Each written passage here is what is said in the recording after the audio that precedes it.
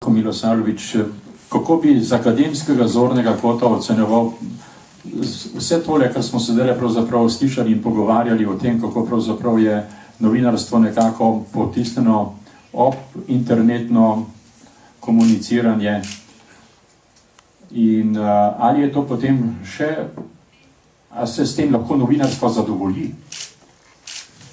Ne, nikakor ne. V dosedanji razpravi pravzaprav se je pokazalo, da ljudje zelo pogosto pravzaprav niso precizni v svojem izražanju, ne mislim o trenutni razpravi, ampak dosedanji, recimo temu tudi akademski razpravi, ko gre o tem, da se seveda pojavljajo novi mediji in nove komunikacijske možnosti. In res je, da smo pravzaprav zasuti z novimi komunikacijskimi kanali, o katerih pač še pred 10 leti ali pred 5 nismo mogli govoriti. Vendar je to seveda samo kanal. Ključna je vsebina, ki se po tem kanalu pojavlja in na tej ravni prihaja do pravzaprav mešanja 3 različnih pojmov. Eno so podatki, drugo so informacije in tretje je seveda pomen. Mi smo v tem trenutku zelo pogosto zasuti s podatki.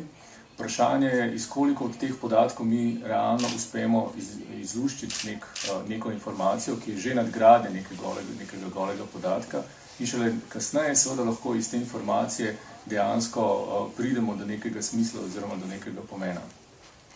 YouTube, torej uporabniki YouTubea vsako sekundo na YouTube naložijo 24 ur vsebin. Torej za 24 ur vsebin je naloženo na YouTube vsako sekundo. Po nekaterih analizah je v celotni zgodovini človeštva nekje do leta 2003 nastalo 6 exabitov informacij. V zadnjih letih se ta ista količina 6 exabitov reproducira vsaka 2 meseca.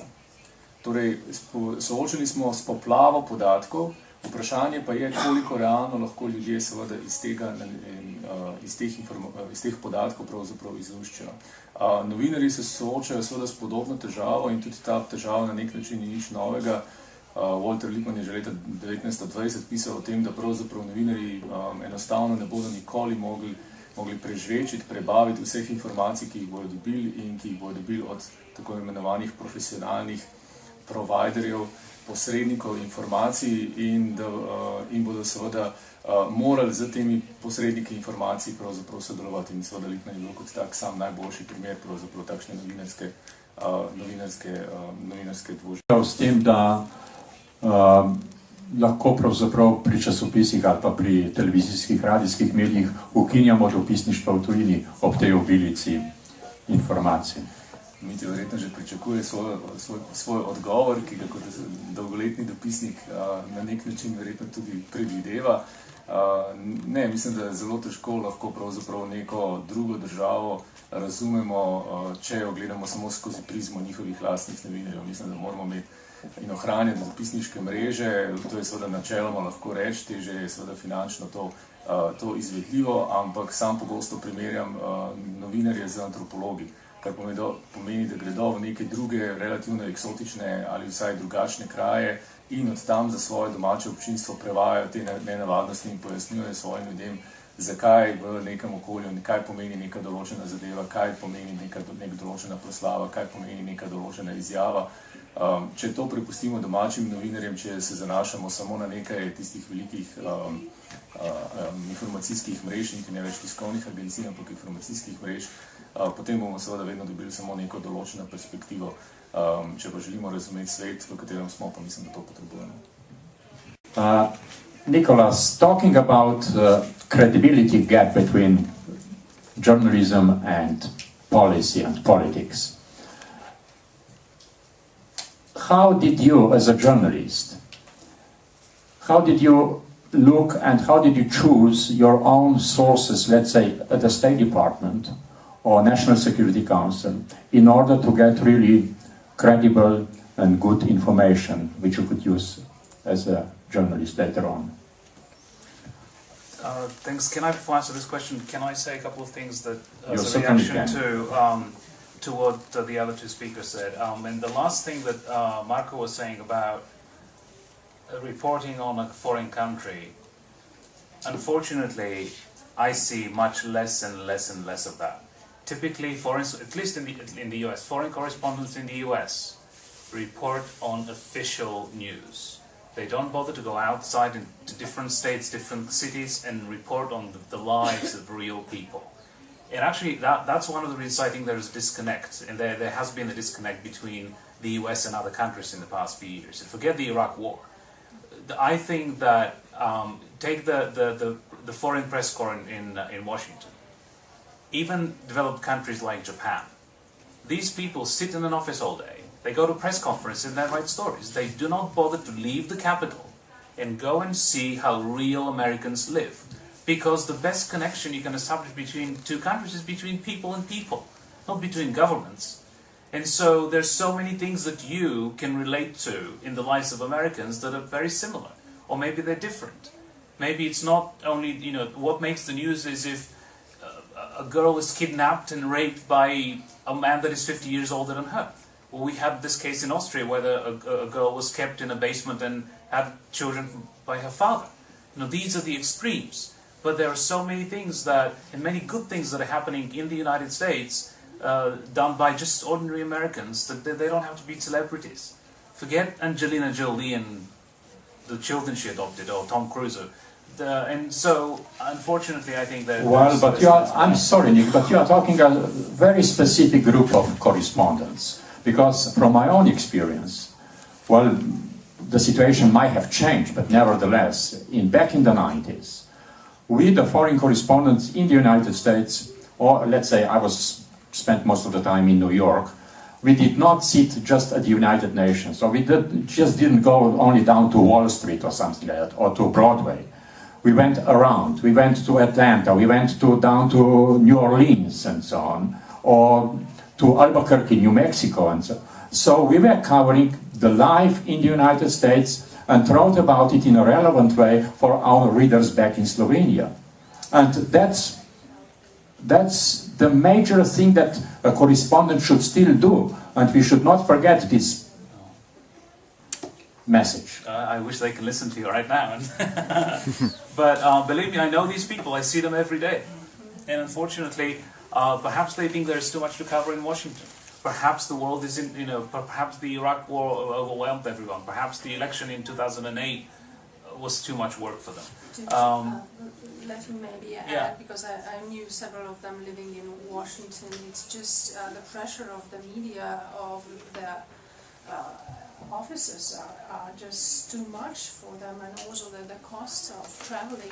The cost, too much. I was reading recently an article titled "The Death of a Foreign Correspondent," and it was based on a study done by Reuters Institute for the Study of Journalism, which said that due to the citizen journalism, due to the enormous costs, the foreign bureaus are kind of coming to an extinct. And I had several colleagues in the Washington Post, and I was actually quite alarmed to learn that they had only a Miriam, so then we'll also cancel all our diplomatic representatives. Yes, that was something that I wanted to add. Yeah, there's CNN, why do you need them, right? And that's something I wanted to add, because our embassies work in a similar way as a foreign bureau, and kind of report, monitor back, and we are struggling. We are still telling that, you know, personal diplomacy is something that is the basis of our work and should not be neglected or put, because so many information could be found on the internet. And you were asking earlier about, you know, you mentioned the death of journalism and all that. I believe that won't happen. I think journalism, or at least as we know it in its basic and core form, will be around for a long time for three reasons. The first is, it was talked about in our credibility. Who do you believe? Why do you believe them? Obviously, in many countries, including the US, politicians are not very well trusted. The US Congress has a very low credibility rating. And if you were to see something in a major newspaper or in a serious TV broadcast, the chances of trusting it are much, of course, higher than seeing it on Twitter or Facebook. The second reason also we mentioned, I think, is money. News gathering is very expensive. You can't be a citizen journalist and pretend to be a news gatherer or an information source. Sure, you can have a network of people in other countries. I don't know which newspaper or TV would have been so far-sighted to hire the guy in Pakistan who was tweeting about the noise from the helicopters the other night. Right.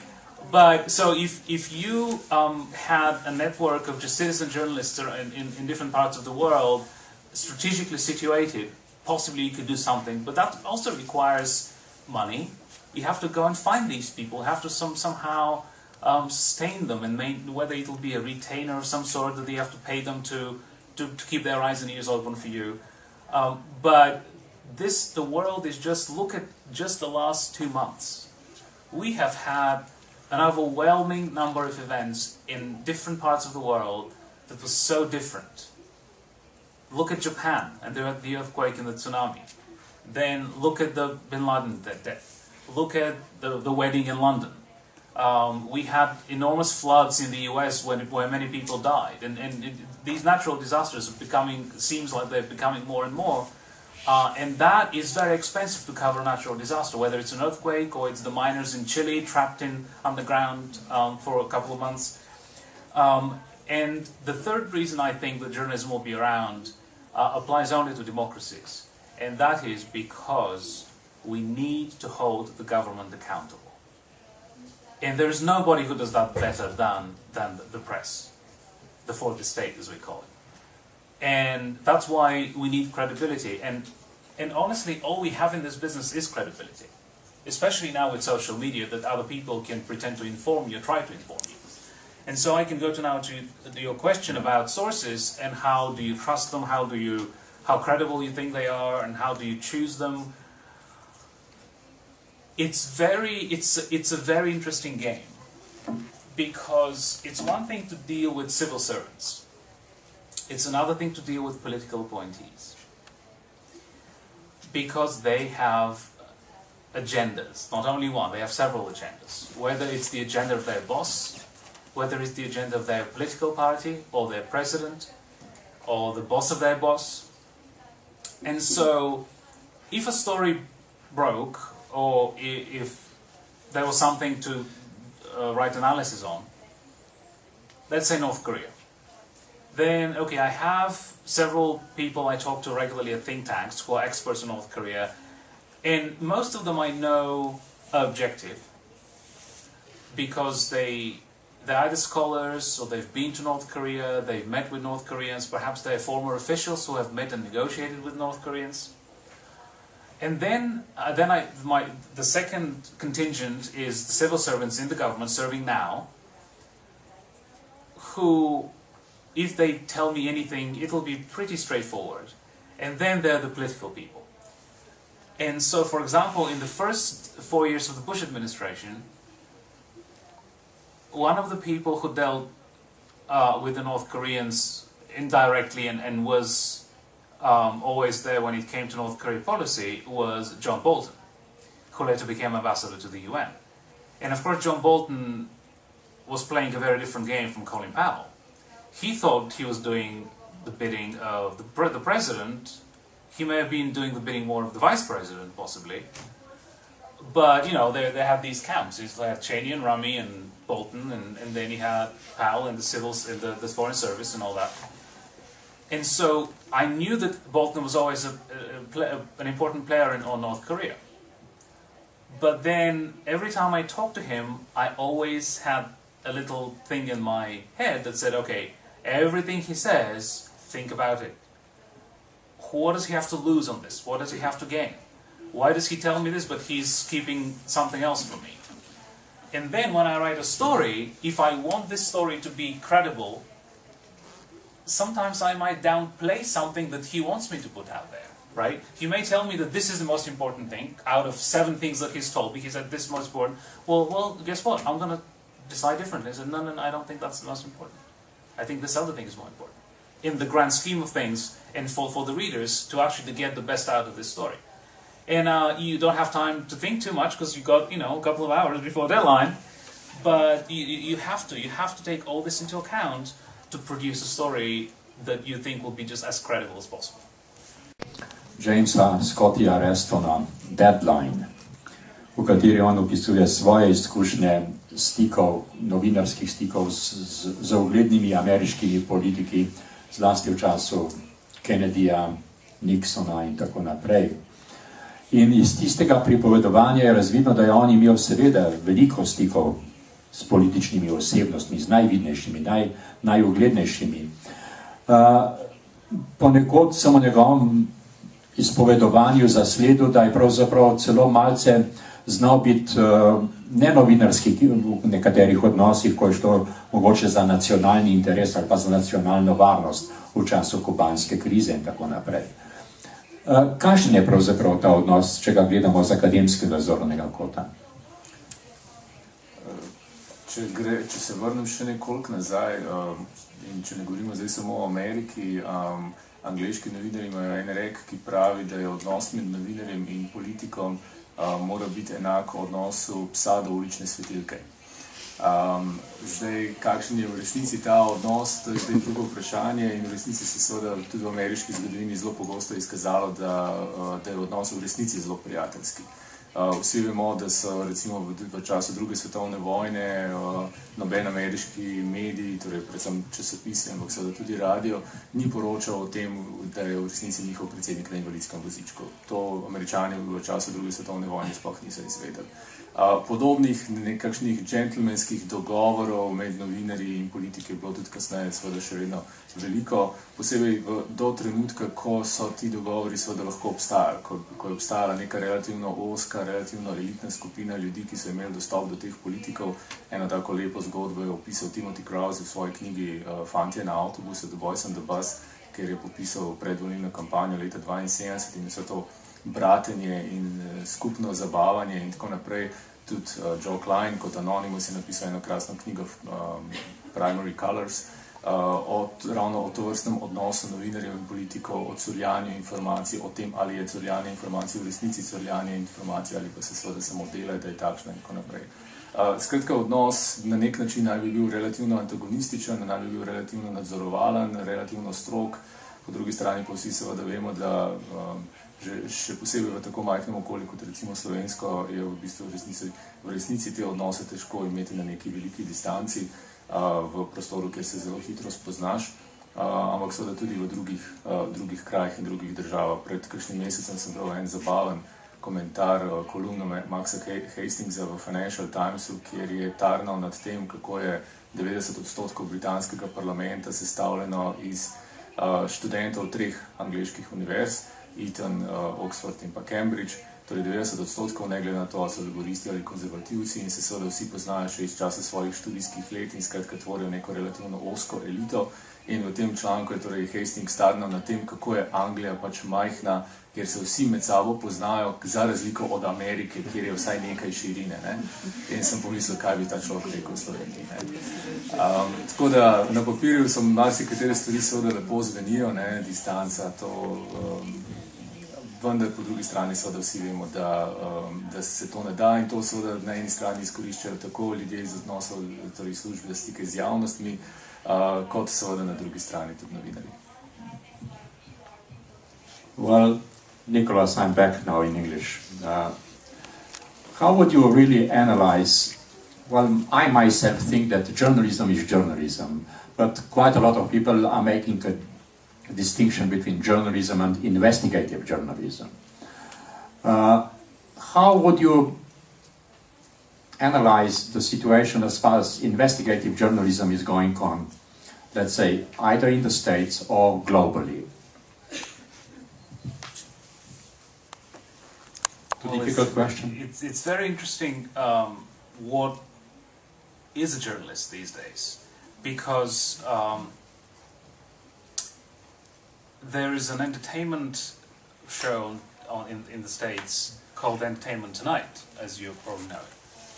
And so the woman who's hosted it for the past 30 years, Mary Hart, calls herself a journalist. And every night, she's shown hugging and kissing celebrities. Seriously. How is that a journalist? It's ridiculous. You know, she's invited to all these places. She flies in first class.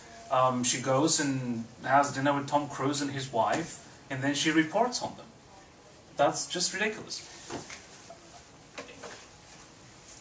Well, unfortunately, the trend in investigative reporting has been a downward spiral you know, for the worse, because it's as expensive as news gathering is. Investigative journalism is even more expensive, several times more. And when you have something like WikiLeaks, it's a gold mine, because you have so much content without having to spend a lot of money. But now, take this past week's events. Bin Laden gets killed. All the questions are raised about Pakistan and the government and the intelligence services and the military. There's so much to investigate. So, if you are a serious newspaper, you will send at least 3 people to Pakistan, 3 writers and, you know, another 2 photographers, and just cover that country, spend months. I would send some journalists to Washington DC as well. Well, but to investigate. We have them. They're already there. They could be doing a better job, but they're there. You don't have to send them because you have them. Maybe he was not killed but caught. Okay. But when you start out to do investigations, first of all, it will take a long time to get a good story, sometimes months, and as I said, a lot of money. And secondly, most newspapers or media organizations cannot afford to just put a reporter on an investigative story for 6 months, because they need someone to write every day. They have to produce content. They have to publish a newspaper or have a broadcast every night on TV. So the organizations that actually are able to afford that are very few, and unfortunately we've got a couple in the US, but in a small country, I just don't see how this can happen. Seriously, I don't see it. A se pri nas politika boji preiskovalnih novinarjev? Ja, jaz mislim, da bi bilo fajn, če bi bilo več, ne? Preiskovalni novinarstvi so praktično zelo dobrodošli. Sem ravno prej govorila, jaz bi se bilo blazno vesela, če bi bilo več preiskovalnih novinarstv in manj tega razkrivaškega novinarstva, ne? Ker recimo jaz sem že večkrat povedala primer tega slovite Washingtonske depeše, ki meni vedno leži na želodcu zaradi tega, ker sem bila sama takrat v Washingtonu in je res en tak primer tipičnega razkrivaškega novinarstva, ki je medij pač samo objavil depešo ali pa ni pa v bistvu novinarsko je obdelal. Če bi šel novinarsko obdelati, bi se dali takoj videti, da je ta ista vsebina visela pol ure kasneje na spletnih stranih State Departmenta, ker je ta dotični Frid povedal ta isto tudi našim dopisnikom. In naši dopisniki v bistvu so to vsebino, ki je bila v tej depeši, slišali, tudi so ameriški diplomati, takrat se nekako čudili nad to dramo, ki se je dogajala doma.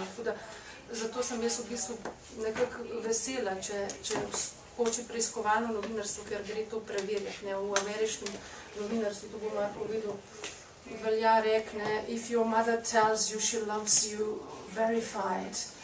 Vsako stvar v bistvu je dobrodošlo, če se preverja v novinarstvu. In jaz ne pričakujem, če sem prijateljica, ne vem, z Nadjo, s komorkoli, da bojo pa vse zdravo zagotovo jemali karkoli in pač prodam. Jaz bom presrečna, če grejo tako, kot je Marko prej govoril, še preveriti z tega vira, onega vira, tretjega vira, ker v bistvu na ta način dobijo naši ljudje ali pa eno celovito informacijo. Se pravi, za nas Za nas so izzivi nekako tudi drugje, ne. Ta del s tradicionalnimi mediji je le ena zvrst, ki jo v bistvu mi danes kot PR-ovci moramo spremljati. Drug velik izziv so danes pa ta nova mediji, kot so socialna omrežja, mediji, Twitter. Mene zelo zanima, recimo, kako se bo odvijala medijska scena, kasneje, ko bo mogoče Marko bo lahko vedel, ko bo ta nova generacija, jaz si pravim, recimo generacija 140 znakov, enkrat prišla v aktivno novinarsko sceno, kako bojo oni v bistvu spremenili mogoče medijsko pokrajino, ali pa generacija, recimo tega Facebook generacije, kako bojo oni v bistvu vplivali na vpliv njih na tradicionalne medije. Jaz mislim, so to vse izzivi, ne samo za novinarstvo, ampak tudi za nas, ne, tako da smo v bistvu v zanimivi sceni. Marko, boš ti?